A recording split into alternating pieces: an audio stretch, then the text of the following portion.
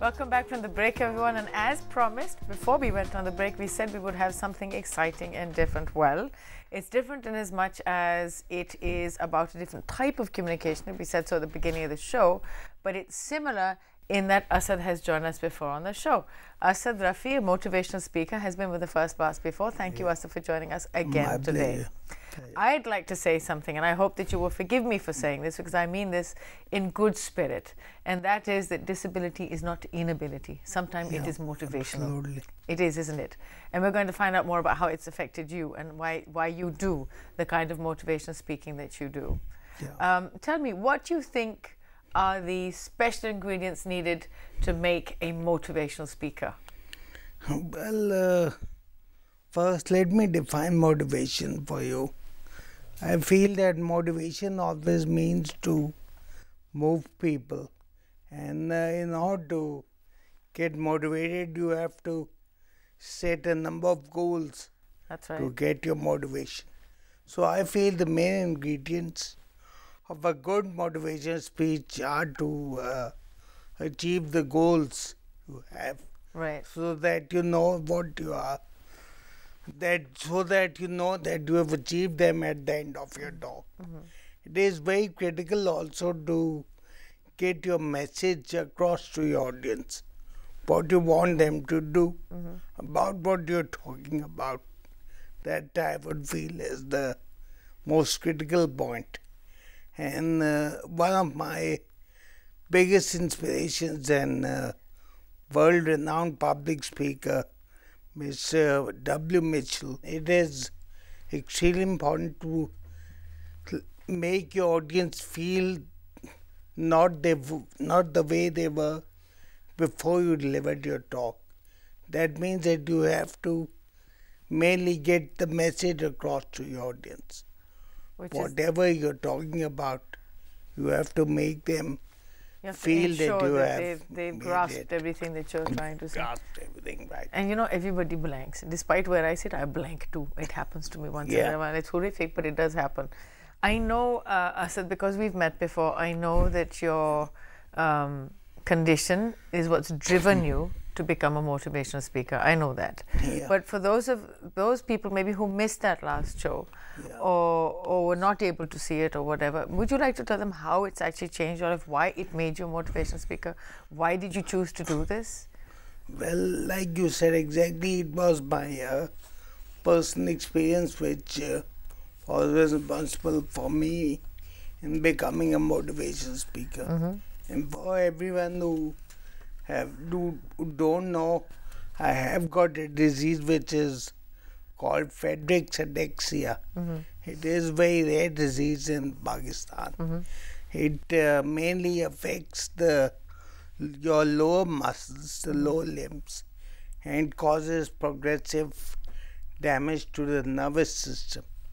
So I would say that it was due to my condition which enabled me to give more motivational talks.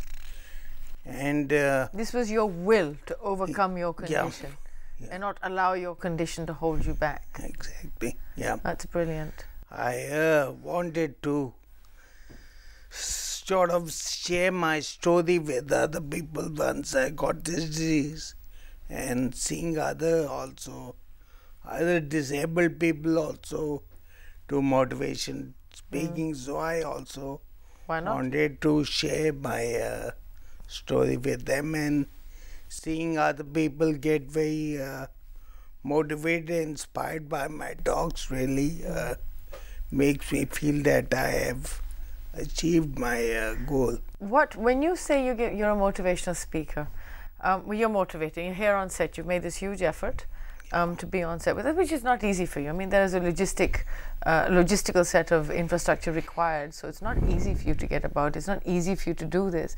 This is motivational in itself for us at the First Class, and I hope everybody else that's watching too, that you've made this gargantuan effort to make yourself visible, make yourself heard, have a presence out there. But when you're actually speaking, when you're saying, for example, now you're on the First Class, but there must be other occasions when you're doing public speaking, or you're giving a speech for a company possibly, or an HR division or something. What do your talks contain then? What is the topic of conversation, discussion? You mean if I'm talking at a office? Or? Office, when you say motivation speaking, presumably you do this for other people, other companies. Yeah, I do it for companies as well as in schools and schools colleges. Too. And what do you talk about? What is the topic of your discussion at that point? The main topic is basically I tell them about my life, how I've lived it, and how I have overcome all obstacles and obstacles enabled to achieve what I do, and also about what I'm presently doing. That I'm working in an IT company, and I'm doing a lot of CSR work for them, which is known as corporate social responsibility. That's right. And I've also joined other disability organizations, Right. with which I'm also working with them and doing again CSR work with them. Stuff that we've done on the First Plus too, on a number of occasions. And that's also right. I'm a writer also. I like to write a lot. And I have written a number of articles which are available on the net. And I am in one of my future goals is also to write a book about, it will be my autobiography, which will contain how I've lived in a wheelchair and what I've gone through and it's brilliant. what are the It's brilliant.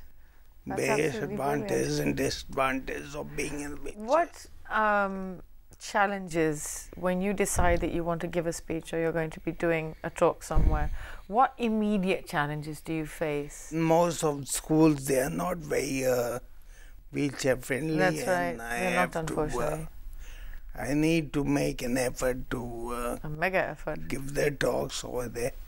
And also it is to sort of to make the people realize about what I have, what hardships I have been going through. And also in offices, when I give talks, I mainly try to change my topic a little bit. I talk about some other, inspiring things like giving examples of other motivational speakers and So for you, your inspiration comes from other motivational speakers? yeah, there are other speakers as well as individuals. And what other kind of inspiration do you look for in your life when you're doing your work? I get a lot of inspiration from mostly, I think, watching motivational speakers. Really? And also there are a number of sporting heroes which I have, which really, when I see them play, I get a lot of motivation from them. You get a big head rush. And I can give the example of Yeah. Roger Federer in tennis, Tiger Woods in golf. Yeah, well, Tiger Woods. Those are the... Yeah. What would you consider to be sort of the top 3 things about being a motivational speaker that you need to have? I would say one is to never give up in life. Ooh, that's a tall order. Never give up, never take a break, never rest. But good one, yes. Yes. Number 2 would be to always struggle in life. To always sort Keep of moving forward. keep struggling for something you want to achieve. Keep fighting Even for though it. you may not achieve it, but just being able to struggle for it. Like I can give my example of walking. I walk using parallel bars which I've got at home. And even though I have tend to fall down a few times, but just the ability to keep on doing it, keep struggling is That's part of it. I feel that is important. And the last thing I would say, which is the most important thing for me, is to always believe in one's abilities, which I would say is one thing which has made me a motivational speaker, believing in your abilities. No, disability doesn't mean lack of mobility. It doesn't. You always keep moving. You can still live life. It carries on, and it can be a very fulfilling life. It's brilliant. Thank you very much, Asad. Thank you. Thank you very much for joining us on the First Blast.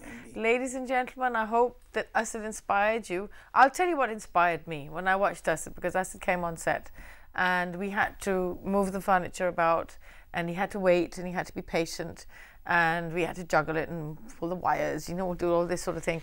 And he was entirely patient and with good humor and smiled through the entire thing. And that's inspiration. I think that was brilliant. So thank you very much, Asad. We look forward to you joining us again in the future. And we're more than happy to juggle a few things around for you. You're well worth it. Thank you. And ladies and gentlemen, we have to go to break, but we'll see you shortly.